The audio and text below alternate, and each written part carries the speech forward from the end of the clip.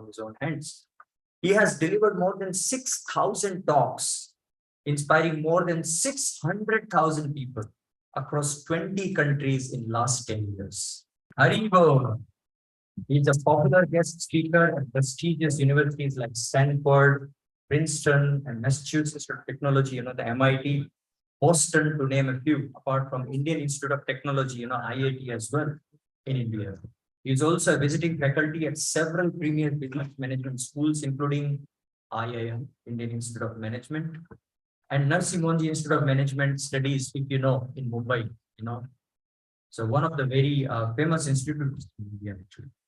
He is on the advisory board of MIT Pune's online education system also. He has also spoken at Google, Microsoft, Amazon, Samsung, and their world headquarters at USA. I mean, we can carry on and on like that, but we are so fortunate. We are so blessed today to have Prabhu's association.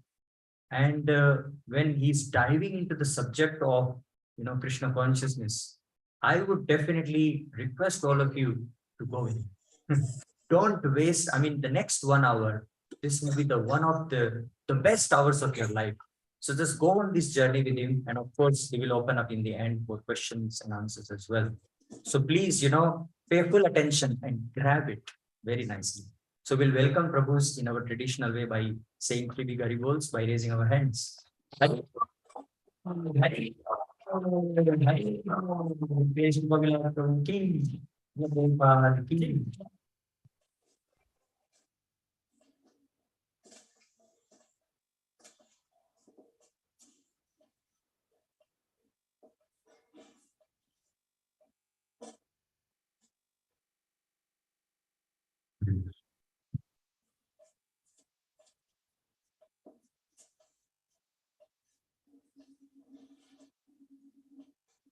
Water. Om Gyantimirandasya Gyananjana Shalakaya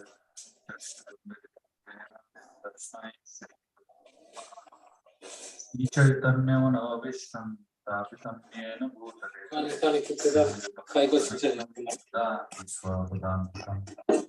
Vandeham Shri Guru Shri Yataha Padakamalam Shri Guru Vaishnava Shri Rupam Sagrajata Sahagana Raghunatha Vitam Sadvaitam Savadutam Parijana Sahitam Krishna Chaitanya Devam Shri Radha Krishna Pada Sahagana Lalita Shri Vishakantam Shri Krishna Karuna Sindhu Dinabandhu Jagatpate Gopesha Kanta Radha Kanta Tapsakanchana Gaurangi Radhe Vrindavaneshwari Vrishabhanu Devi Pranamami Haripriya Vanchakalpatarubhyascha Kripasindhubhyacha Patitanam Pavanebhyo Vaishnavebhyo Jai Shri Krishna Chaitanya Shivadvaita Radha Srivasadi Gaur Bhaktavrinda Hare Krishna Krishna Krishna Hare Hare Hare Rama Rama Hare Hare.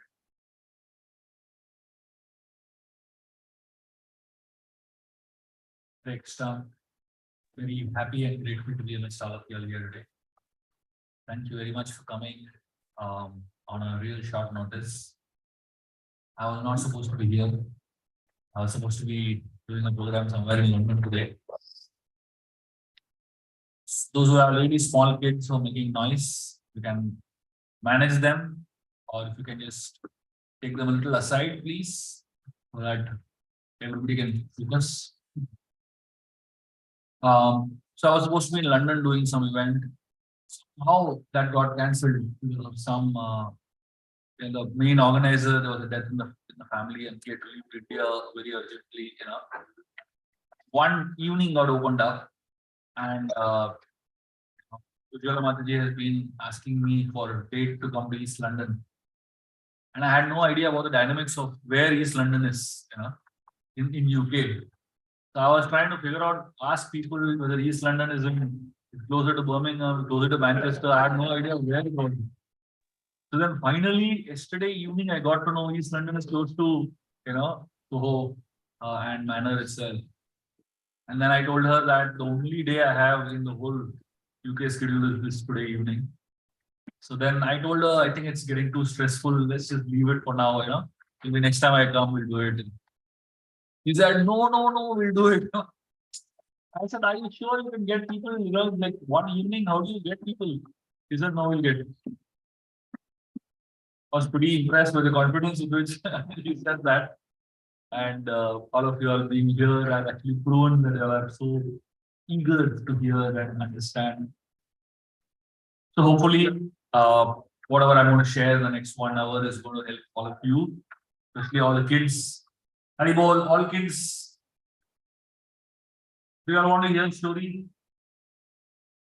So if kids want to hear stories, I want all the kids to sit here, right in front of me.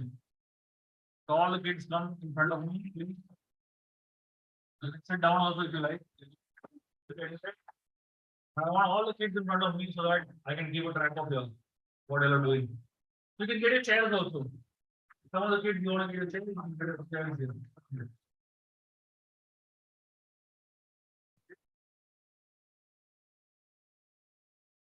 Okay.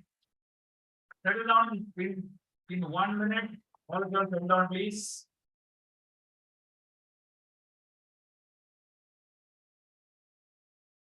Okay, done. Haribol, what are you doing? Come here. Sit down only. Come.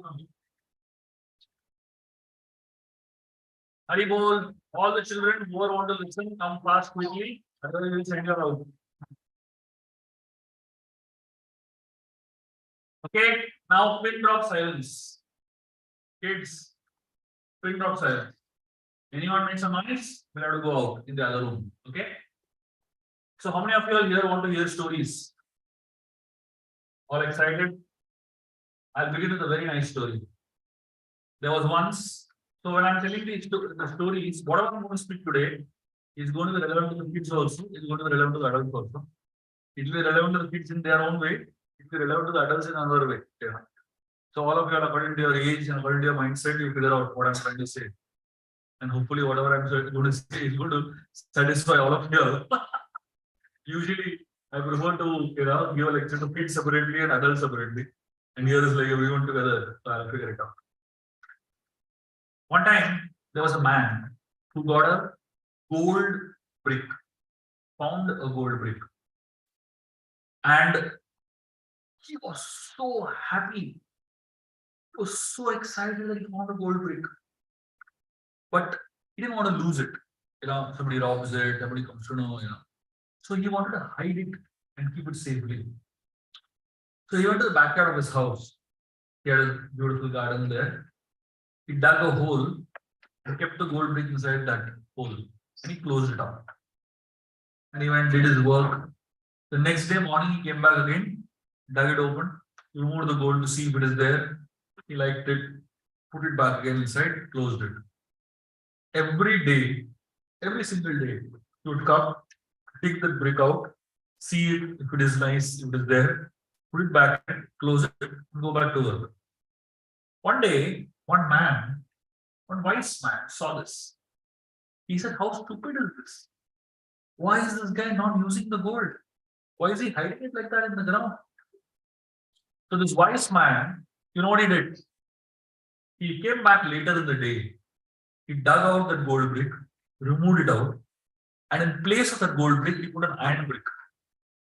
And he closed it and went back. The next day morning, this fellow comes, he opens it up, and he sees that his gold brick is missing. And instead, there's a iron brick. Crying and shouting, saying, I lost my gold, I lost my gold. Then this wise man comes out and tells him, you're looking for this gold brick? Here it is. This man said, why did you take it out from here? the wise man said, for you, what difference does it make if it is inside here or not there? You know, for you, the same thing. There's no difference between a gold brick and iron brick for you because you're not using any of them, isn't it? Now, all of us, we all have a gold brick in our life. You know what is a gold brick in our life? The gold brick in our life is a culture that we are all part of. The Vedic culture, the Indian culture, Sanatana Dharma. But you know what the problem is? The problem is that we dig that culture, that gold brick out once a year when Diwali comes. We get out and say, wow, what a culture we have. And we put it back in. And then another festival comes, and after some time, we dig it out. We say, wow, Janmashtami, wonderful, what a beautiful culture we have. And put it back in. In a year, 3 or 4 times, we think that we have great culture. But we don't know how to utilize what we have. What we do? We keep putting it back in. All of us, we are actually having gold. But the question is, do we know the value of the gold that we have? Do we know the value of the culture that we are a part of? So today, we are going to be discussing how to make the best use of the gold that we have. And I'm going to tell you all many things from our scriptures. And I want you to understand the value of what we have. And I don't want you to just go clap your hand and go away. But I want you to act based on it. All your kids sitting here, Shtavanti school that is there right here in this place. Now, what is the school created for? I mean, there are hundreds of other schools around in the UK, isn't it? Why would anyone send their children to the school? And all of you kids here, why do you come to this? Yes. Because it's our culture, right? That's wonderful. But the point is, should we live by our culture or not live by our culture? Today, most kids know more of Greek mythology than Indian scripture. How many of you all know Greek mythology? Put your hand. Yeah? All of you all know Greek mythology? Very well. How many of you all know Chinese mythology? Put up your hand. See? Chinese mythology. How many of you all know that latest game of PS? What is that? Yes. Yeah. What story is it based on? It's based on the god of fire or whatever. No. Anyway, so the point is, look at these kids. Look at these kids. These guys know more Greek mythology than Indian scriptures. Why? Are you all? I'm talking to you all. Please. Yes. Tell me. There were books about it. There were like there were stories based on Greek Okay. mythology. Okay. Yes. Because we taught that in school. Okay. What else? We learned that in school. Okay. Yes. What's her name? Navya, I'm looking at you. Okay. Yes. You think?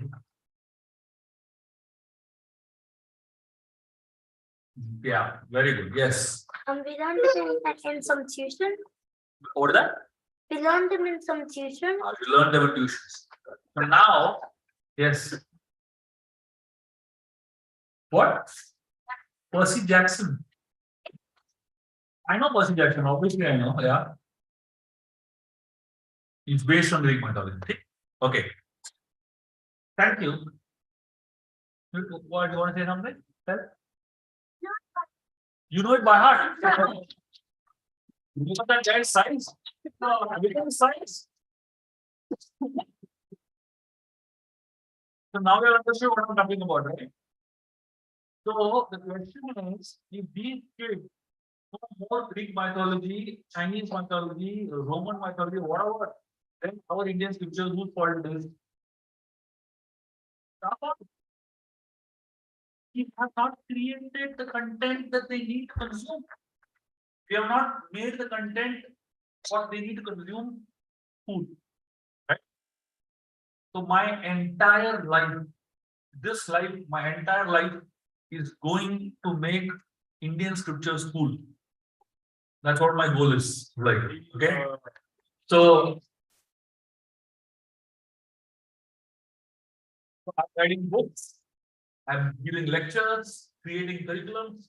I have a full-fledged curriculum here to teach in schools from first to 10th standard based on our scriptures. So the point is, I'm going to tell you all how our scriptures can be cool.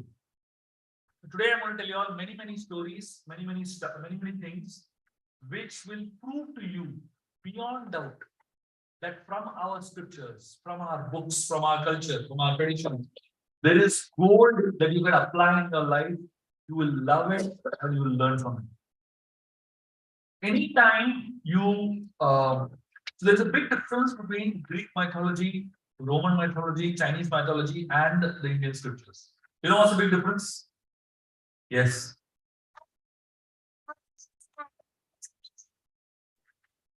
Wow. Yes. All the mythologies came from Indian scriptures. Okay. Yes. Tell me. So for instance, for Greek mythology, for instance, it's essentially unpracticed. Okay. Okay. Okay. Yes. There's more people who actually go by in their daily life following what people say than the Greek mythology, because people just know it, they don't actually follow it. Super. So now let's look at the word mythology first. What does the word mythology mean? Yes. Not true word. Yes. Myth. That's the word. What does myth mean? Fiction. Myth means it is not true. Okay. Myth means it is not true. But Indian scriptures, they are not called mythology. If someone tells you that you are studying Indian mythology, you know what you tell them? What do you tell them? You should tell them we do not have mythology. We have what is called as itihas. So Ramayana and Mahabharata, they are not called mythology in India. What they are called as itihas. What is the meaning of the word itihas? Yes, itihas means history. The word itihasa, it means it does happen. So whenever stories in our scriptures, the Puranas, Ball, what's your name?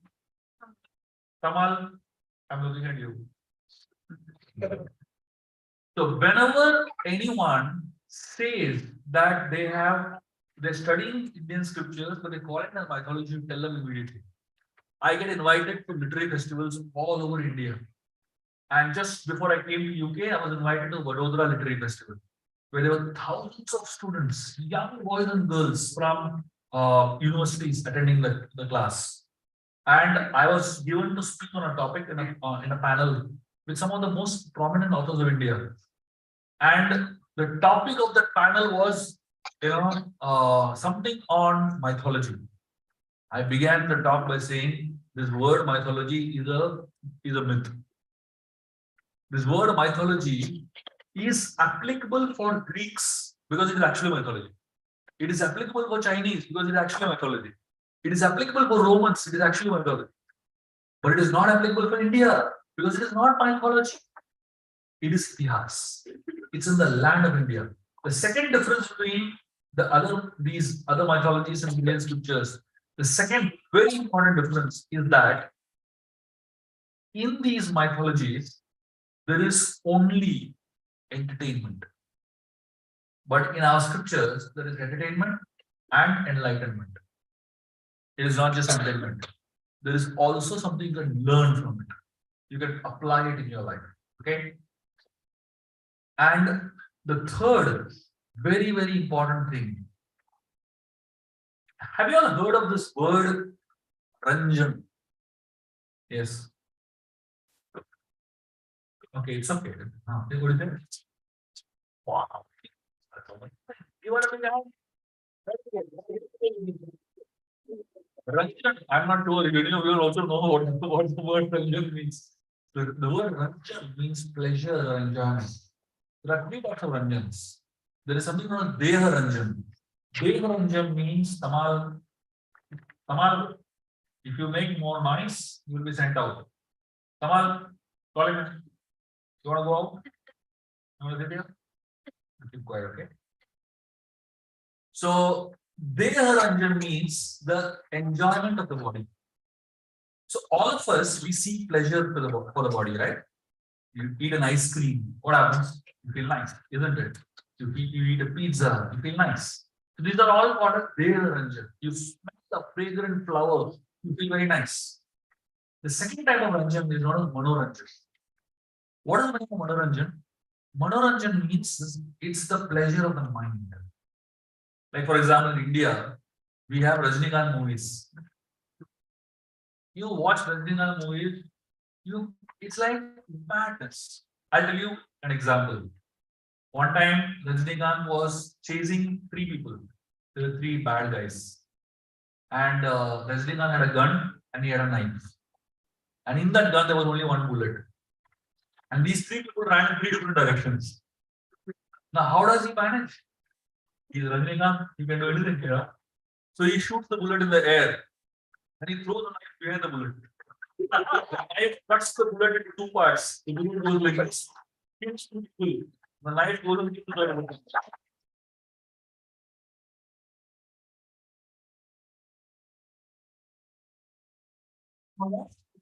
What do you know?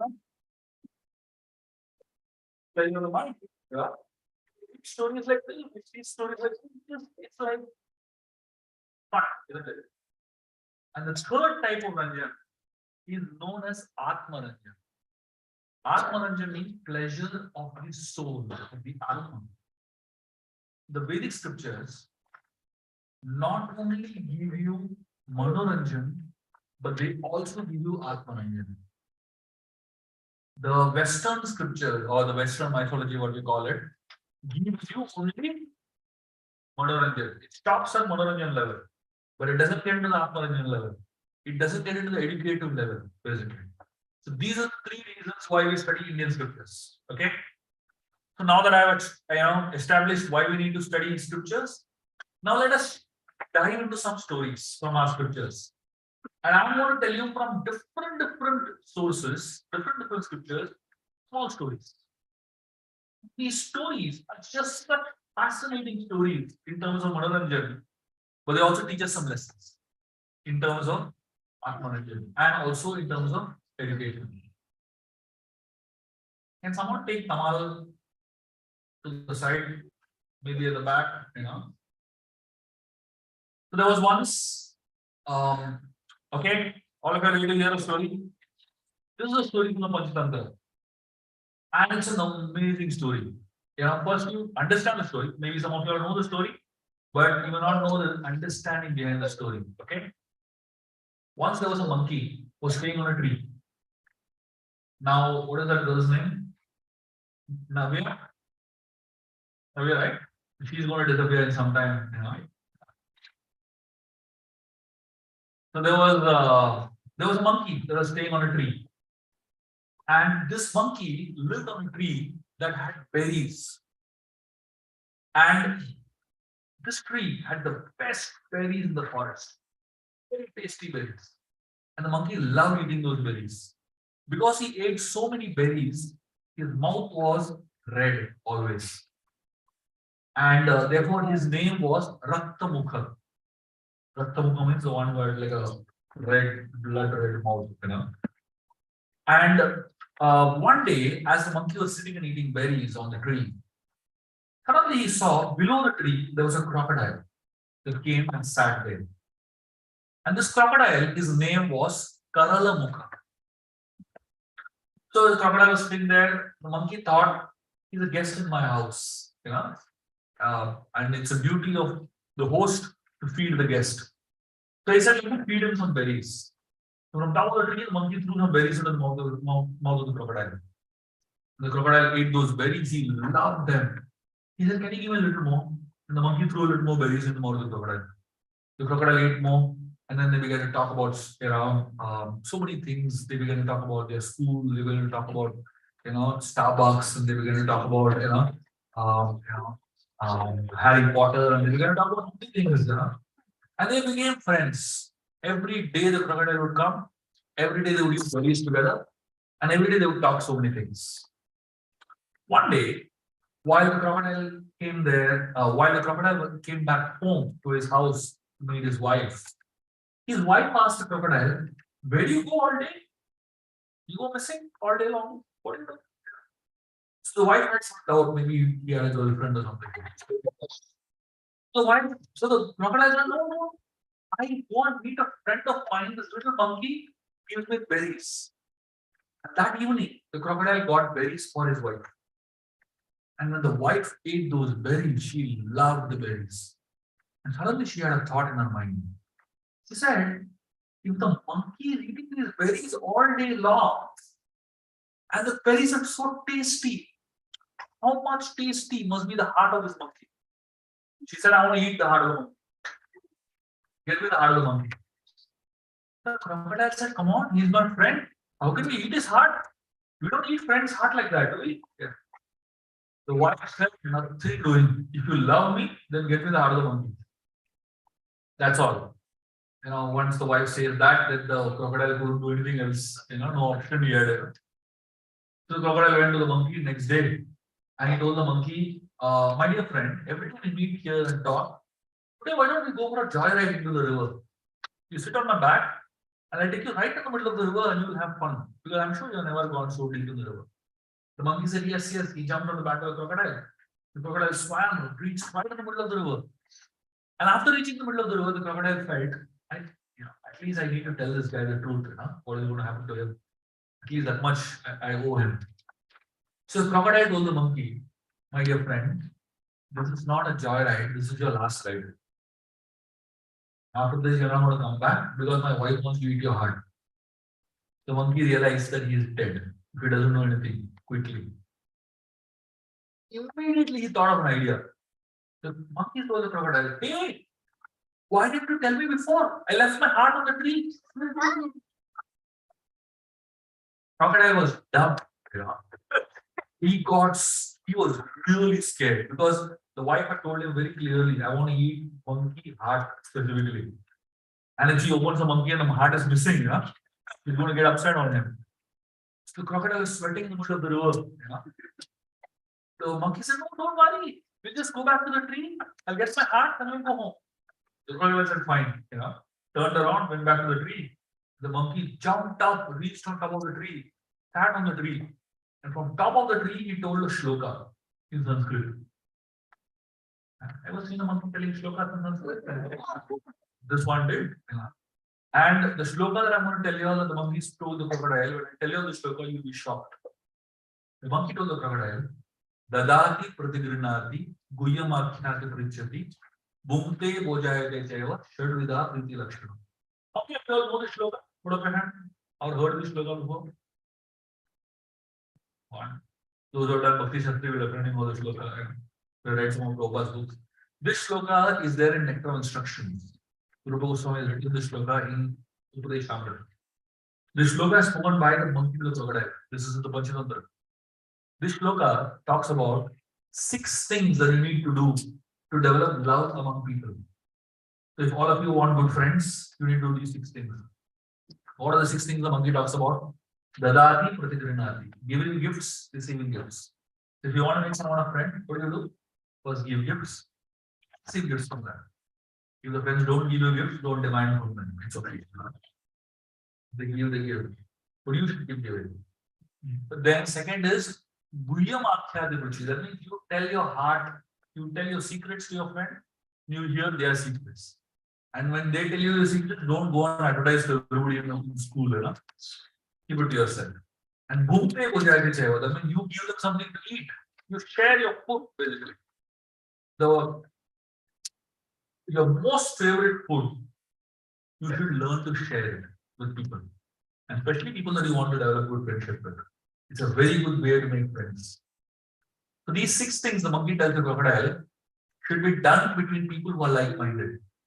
He tells the crocodile, both of you, we can never become friends. You know why? Because you are thinking of harming me. So when 2 people are friends, there should be 2 things common in them. One is there should be like-mindedness. What is of the word like-mindedness? Anybody know? Yes. They like each other they like each other so much. Yes. And they like the same thing. They like the same things. Okay. Yes. They have the same mindset. Yes. You say what? Same personalities. Yes. Similar thoughts. Yeah. This is what like-mindedness is. So basically, the monkey and the crocodile, we can become friends only if we are like-minded. So please choose your friends carefully. That's what you learn from this story. Okay. How do you like this story? Fun? Good. Now I'm going to tell you all a very, very interesting story. And this story is about Krishna. How many of you love Krishna? And I'm going to tell you all a really funny story about Krishna. Okay. And in this story, there are no lessons. Don't ask me for any lesson. Just enjoy the story. One time, Krishna, 6 o'clock in the morning, he went to somebody's house, knocked the door, and you know the story? Very good. Keep quiet. So this Krishna knocked the door at 6 o'clock in the morning, and this gopi opened the door. When the gopi opened the door, she saw outside was standing this little Krishna, 5-year-old little Krishna.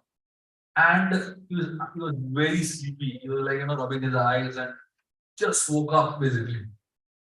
This gopi was amazed. Krishna standing outside her house in the morning. And the gopi asked Krishna, Krishna, what happened? Early morning when you come here? Krishna said, in our house, there are some guests who have come. These are very exalted sages who have come as guests. And Mother Yashoda does not have butter today. So she wants you to send me to your house to get a pot of butter. The gopi was felt, wow, Mother Yashoda needs butter. She has 900,000 cows. So much milk and yogurt and butter she has. But still she's asking me. Gopi felt so good. He went inside and got 2 pots of butter and gave it to Krishna. He said, take these. And she said, along with the 2 pots of butter, she gave a packet of sugar of mishri, sugar balls. Basically. And she told Krishna that when you give the sages butter, put some sugar balls also in it. They will love it. So Krishna said, yes, yes. Tomorrow I'll get you back your pots of butter and give it to you. The gopi said, no, no, no, these are my gifts, my service to the sages. So Krishna said, okay, thank you. And he turned back to leave. The gopi closed the door. She went to do her work. Krishna, as soon as the gopi closed the door, he sat outside only, right on the doorway of her house. And Krishna signaled all his friends to come out. Hiding here and there, they all jumped out and came out. And they told Krishna, what are you doing? Why are you sitting here? I mean, you just stole butter from our house, and how you get caught here sitting here? Krishna said, see, when you steal something from somebody's house, when you eat it outside the house, it is most fun. Let's all sit here and eat. Yeah.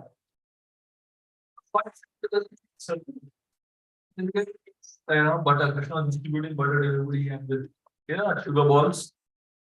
And they were biting and eating, When you bite sugar balls, what happens? The sound comes, right? Crunchy sound comes. So all the teeth were cracking and this crunchy sound was coming. And this gopi inside, she heard all these sounds coming to the door. So she thought maybe the monkeys are, creating some mischief, If you open the door, top of her life, all these kids sitting there with butter. And the gopi got wild. She said, Krishna, you lied to me.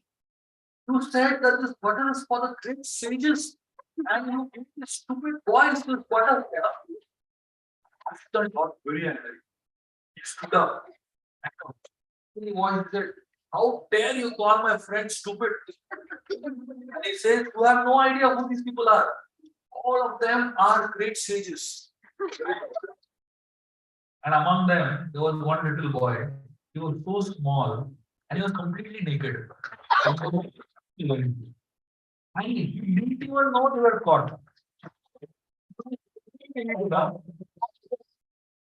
So I pointing out to that boy. Look at this boy. He's a Naga Baba. All the way from the Himalayas here. Just sitting the gopis, or you should do dandavat to all of them. Gopi was furious. He said, I'm going to go and get a danda and beat all of them. That's the dandavat. And by the time the gopi came back, these guys all ran away. Now, this is known as Manoranjan. But along with Manoranjan, what is also happening? Manoranjan. You feel I'm so satisfaction that you get when you hear stories like this.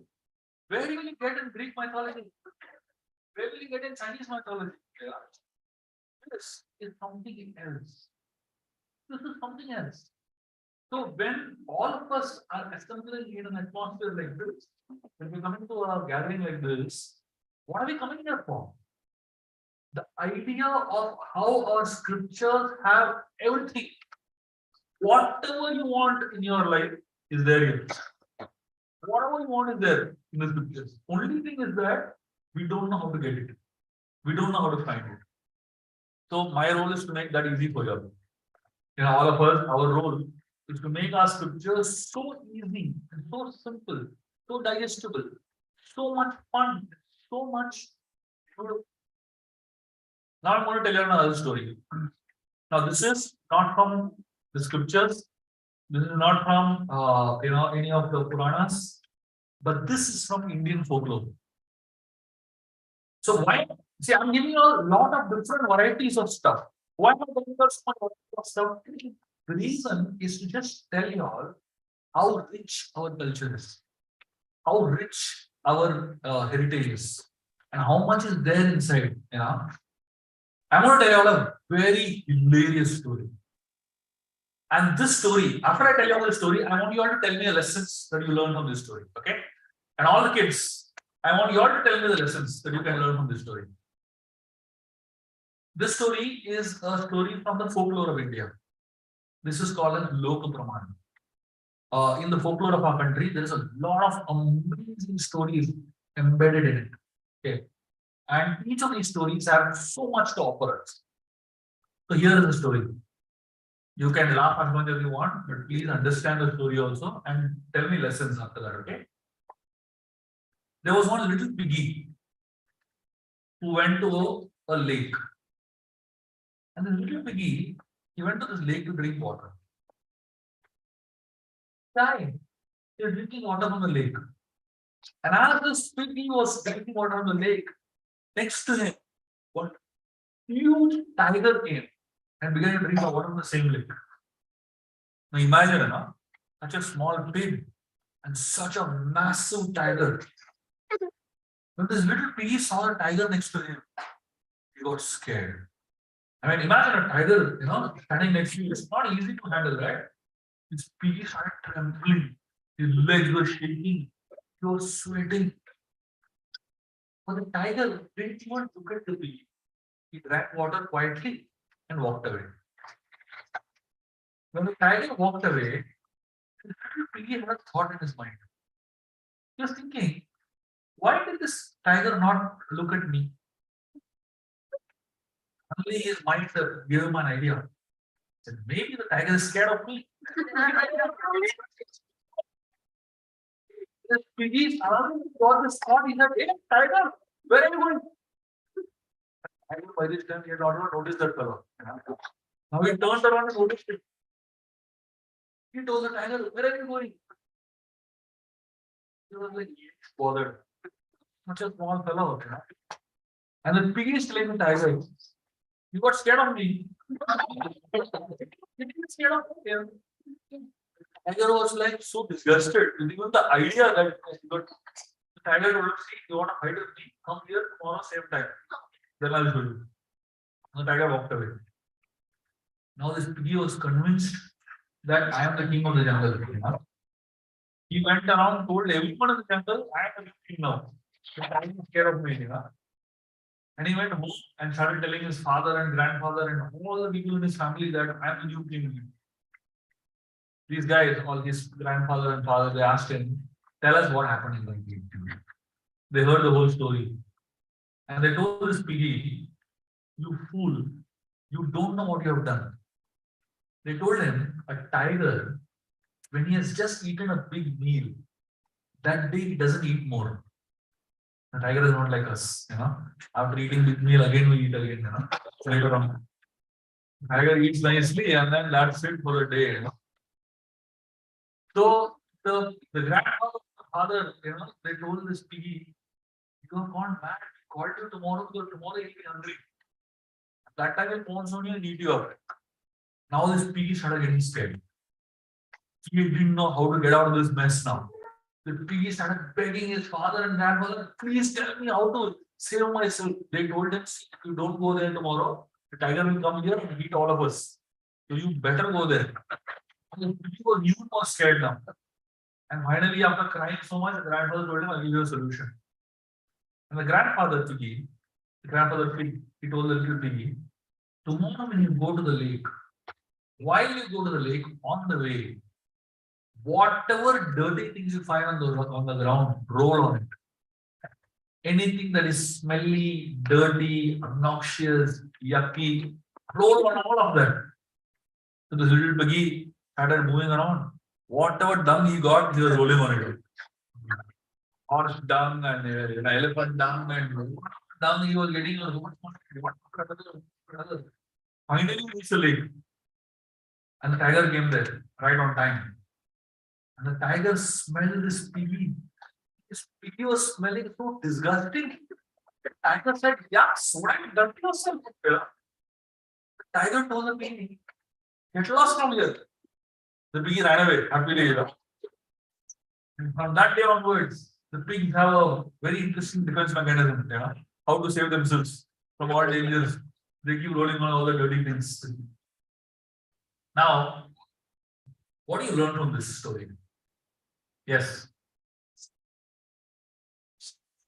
Not Megha, right? Yeah. There's always a way in life to save ourselves. Too many ways to save ourselves. Wow. Yes. Not exactly go away, but yes. Thinking before we act. Yes. You shouldn't be arrogant. Wonderful. Anything else? Yes. You should be dirty to save yourself. For the pigs. Yes. Pigs so small. Pigs are smart. They Pigs- think that hammer. Okay, that's good. They should have that. They're small. Okay, great. So now if you observe this from one story, look at these kids, how they're absorbing the story, right? So the Indian scripture, folklore and all our scriptures, they're just filled with stuff like this. They're filled with stories. This book, this story that I told you is one of my books called Timeless Status Relevant. Now I'm going to tell you another story. And this story is again from the Indian folklore, but this story has an amazing thing that you can learn. And you will be amazed. You love the story first of all, but what you learn from the story will be even more powerful. Okay. Once there was a young boy, and this boy, he didn't have a father. His father died many years back. His mother was working very hard, making ends meet, and she didn't have too much money. But his mother did something very interesting.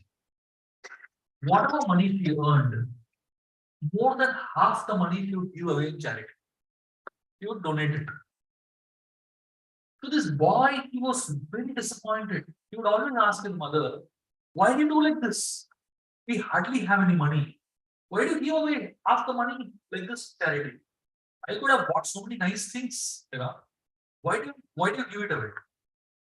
So this mother told this boy, see, I'm a illiterate person. I don't have much knowledge. I'm not too intelligent. If you want the answer to your question, go and ask Lord Brahma. Now imagine what answer to give, isn't it? So this boy actually went to ask Brahma the answer to this question. So he was on his way to Lord Brahma.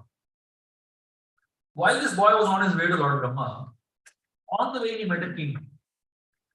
And this king, when he came to know this boy is going to meet Brahma, the king told this boy, since you're anyway going to meet Brahma, can you ask him one question on my behalf? The boy said, yes, please tell me.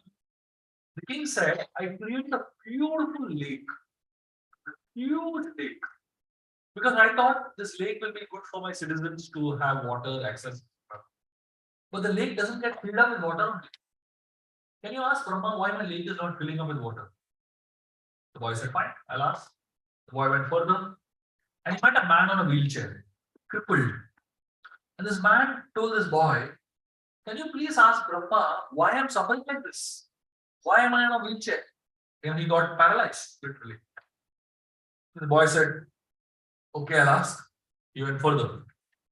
And as the boy went further, he saw a huge tree, beautiful tree, with rich foliage and a lot of leaves. But the tree did not have fruits. The tree asked the boy, if you're going to Brahma, can you ask him a question? Why don't I have fruits? Though I have such a beautiful, branches and leaves and everything. The boy said, fine, I'll ask Brahma.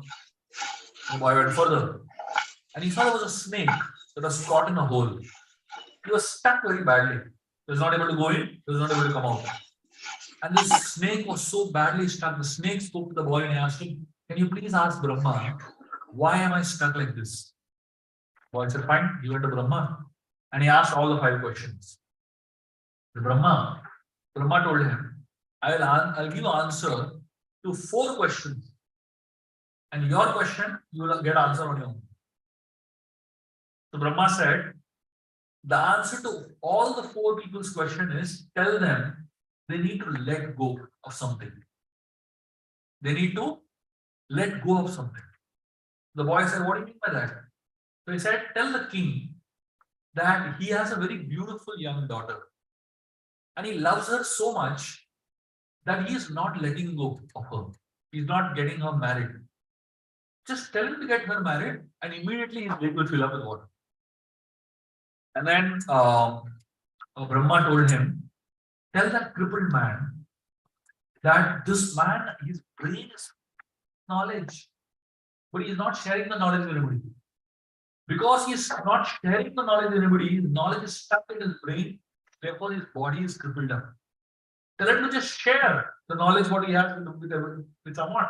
He will immediately get back his strength.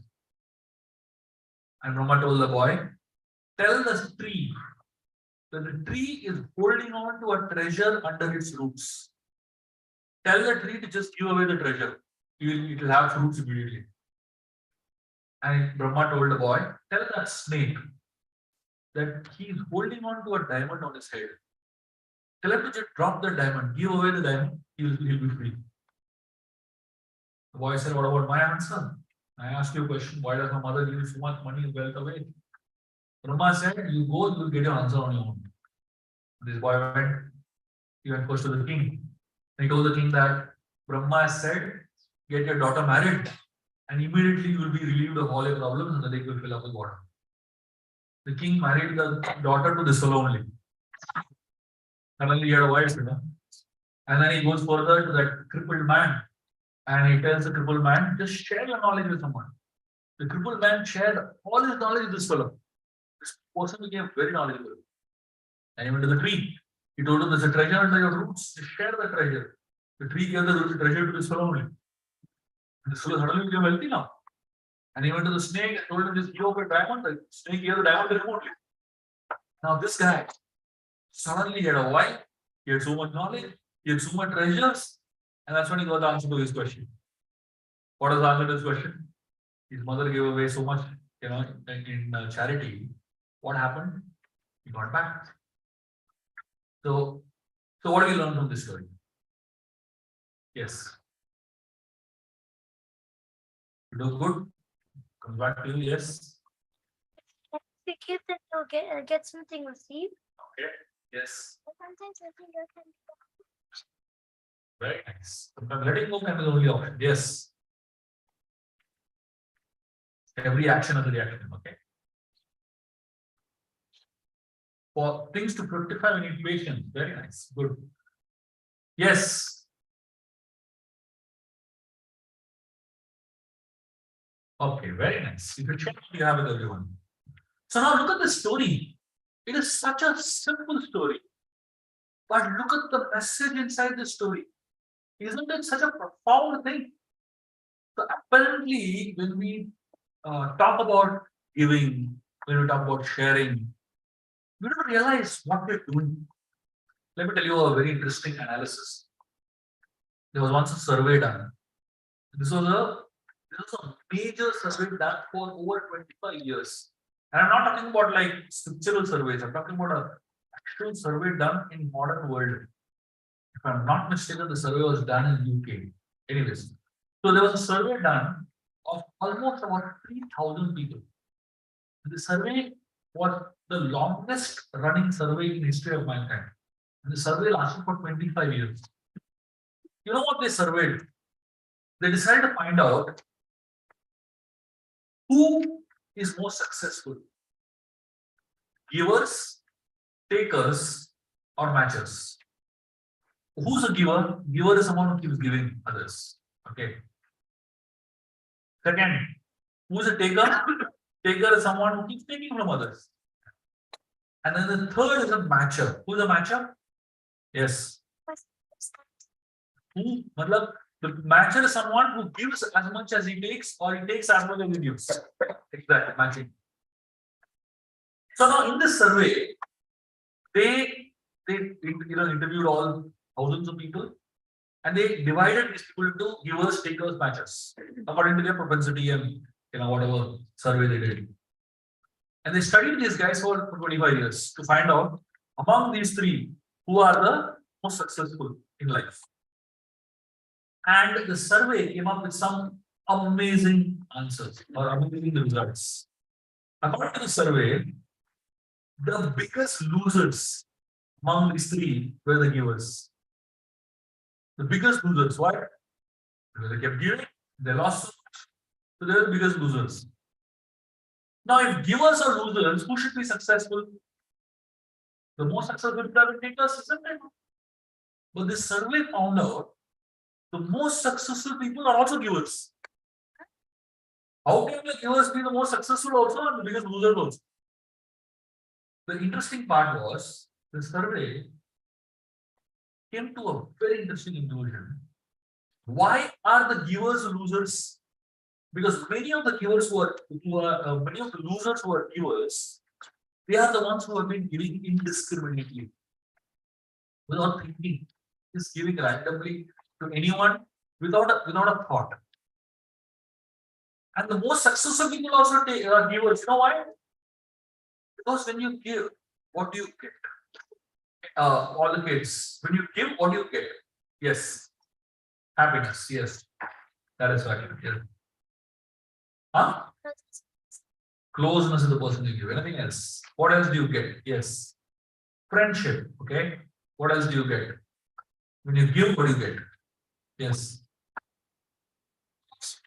Huh? You gain some richness. You get some richness. Okay. Treasure is it. What else? What else do you get when you give? Yes. Huh? Oh, you have less stuff to give. That's it. Good. Huh? You lose what?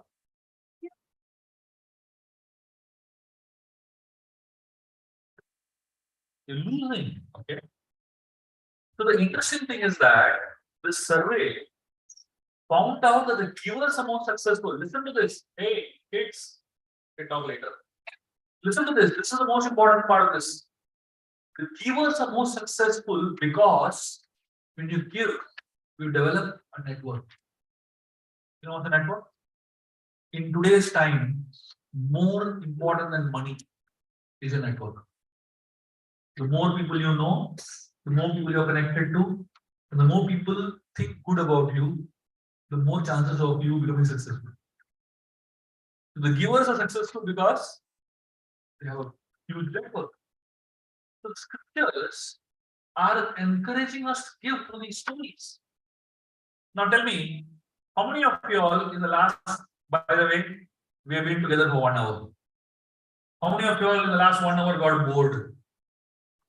So did you love what you heard last 1 hour? Yeah. Excited? Fun? Okay. Now, what I want you all to do going forward. See, let this not be a one-time thing. You clapped and you loved it and you're walking away. Let's make this experience that we just had a part of our lives. All these kids deserve it. All of you deserve it. All of us deserve it. The point is that our scriptures have so much wealth in them. There is so much wisdom in them. It's just that we don't have access to them most of the time. Because either the scripture, Sanskrit, very complicated language, it's in very difficult to understand, patterns, and it's not presented very simply. We are solving all that for you all by creating books. And I'm writing literally at the speed of 4 or 5 books a year. For the last 10 years, I've been writing. I've written more than 35 books so far. I'm writing lots. And the only reason I'm writing is for these guys.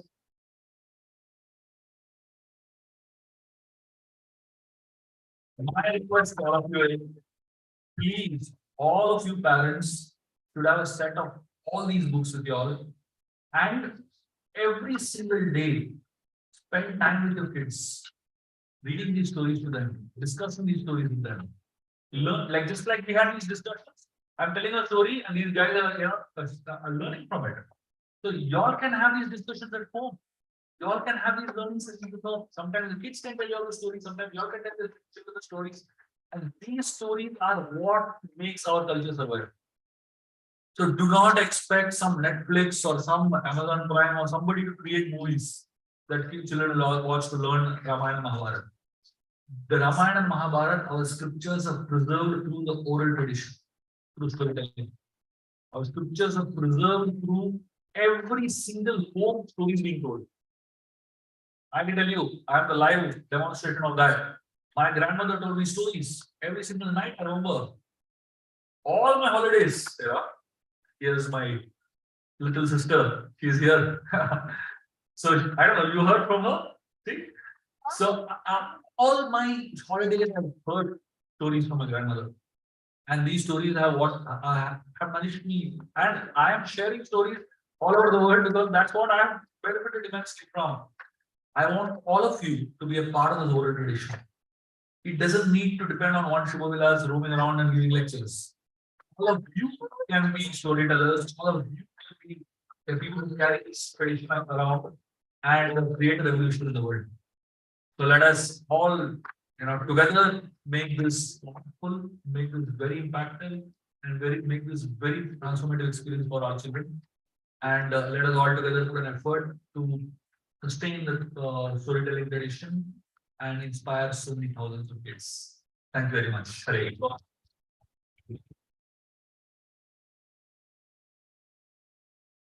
Anyone has any questions, comments, anything to say? Please feel free. So how do the kids enjoy stories? You love it? Wonderful. Thank you.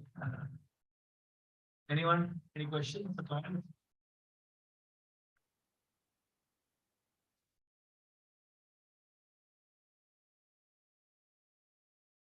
Yes. Thank you.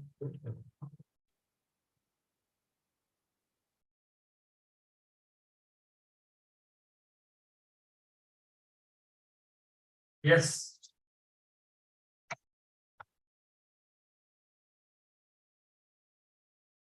Thank you. Very happy to meet you again.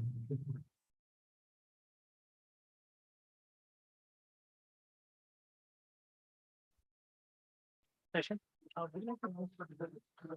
Yeah, sure. Can I get the comments of the points of my book, one copy?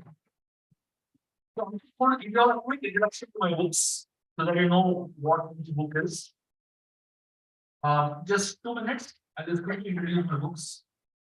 I have written a series of books called Ramayana, the Game of Life.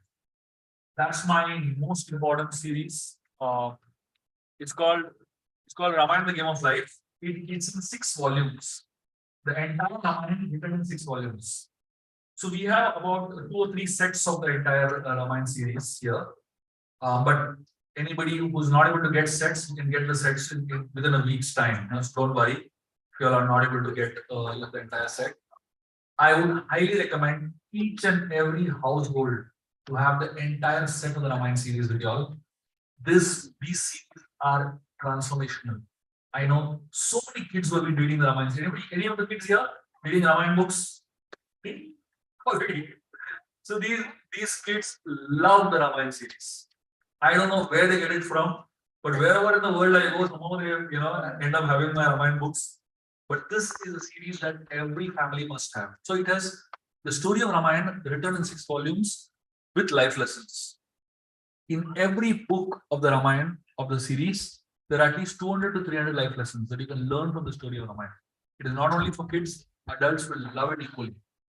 The second book that I would like to introduce you all to is a book known as Hanuman Chalisa. This book is fascinating. This one is the #1 bestseller on Amazon in India today, by the way. And this book has every word of Hanuman Chalisa explained through stories of Hanumanji. That's the way this book is written. It's amazing. It will help you understand the meaning of Hanuman Chalisa better. Then there are 2 books for kids. There's one book called Ramayana for children and there's Panchatantra for children. These 2 are illustrated books. So these are available in 2 formats. These are little tiny paperback formats. In addition, there is this big format, full color illustrated books. So in both formats, it is available. You can look at it. Then there's another book here called Ancient Wisdom to Elevate Your Mind. These have 50 stories from Indian scriptures with little lessons that you can learn and apply in your life from. And the timeless tales of Indian. And then this book, it's called Open-Eyed Meditations. This book is a guidebook, literally, for all the adults sitting here. This book is a guidebook. I am telling you, every word of this book is loaded with information. This book has 64 chapters. Each chapter talks about one aspect of life seen through the lens of Ramayana and Mahabharata. So whatever you want to know about your life, whether it is how to deal with failure, success, relationships, leadership, every single thing seen through stories of Ramayana and Mahabharata. That's how this book is. It's called Open-Eyed Meditation. And finally, this one book is called Timeless Tales to Elevate Your Mind. This book has 50 stories from India. The little piggy stories from this book, by the way. So, and then of course, the entire Ramayana series is here, which I showed you one book. So like this, there are 6 books of the whole Ramayana series. So please feel free to have a look at all these books. The books are here, and feel free to get as many copies as possible of these books. And also, one more thing that I would like to leave this. One more thing I would like to tell all of y'all as a habit that y'all should do is onwards. If you ever go to birthday parties, weddings, marriages, any social festival gatherings, don't give plastic items. Don't give things and stuff to people as gifts. Always give books. And I'm telling you, that's the best gift you can ever give them. I don't give anybody any gifts except books. And books are powerful transformation. Please make this also into a habit in your life. And it really helps so many people in their journeys. Okay? Thank you very much.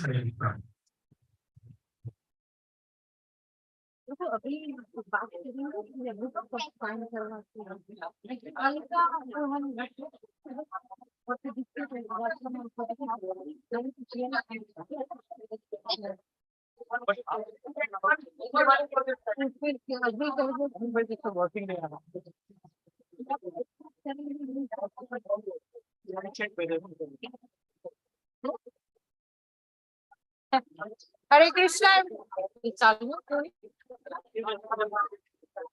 Krishna, everyone. Hare Krishna, Thank you so much, devotees. Shubha Vilas Prabhuji, for giving us your valuable association and time. It's really grateful to you.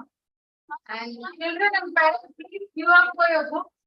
And there is one more opportunity for us tomorrow. I know it's working there, but Prabhu is staying back in East London for tomorrow. And Prabhu is taking out, I know it's working, but if you are living locally and if you want to get opportunity to talk in person with Prabhu.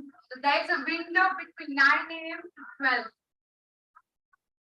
So if anybody, Prabhu staying at Rosanama Prabhu's house, and as we know, actually 2 years back, here was the team session seminar. It went wonderful, isn't it? Many of the kids still remember Prabhu's story. As Prabhu told us as well. So if you want to talk to Prabhu tomorrow, please let me know or Rosanama Prabhu know. It's between 9 and 12. If you want to learn storytelling, please do contact Prabhu. So thank you for being queuing up now, Prabhu. Thank you so much, They can Prabhu. get the thank Prabhu. Thank you, Prabhu. Very good.